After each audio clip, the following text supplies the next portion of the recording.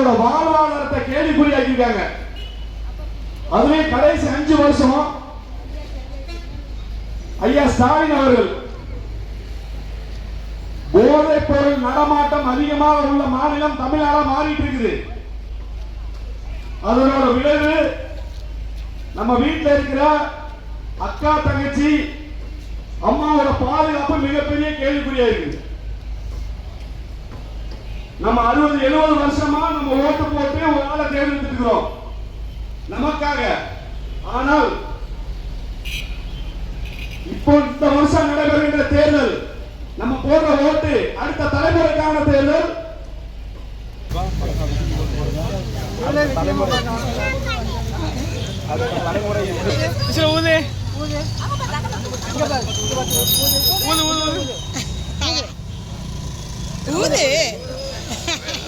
கேட்டுக்கொள்கிறோம்.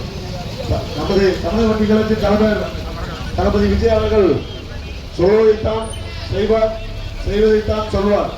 இந்த இருவரும் வெற்றி சின்னமாம் விசம் சின்னத்தில் வாக்களித்து நமது அன்பு சகோதரர் எஸ் பாலசுப்ரமணியன் அவர்களை பெருவாரியான வாக்கு வித்தியாசத்தில் வெற்றி பெற செய்யுமாறு உங்கள் இல்லம் தேடி நமது தமிழக வெற்றி கழகத்தின் வெற்றி வேட்பாளர் அன்பு சகோதரர் எஸ் பாலசுப்ரமணியன் அவர்கள்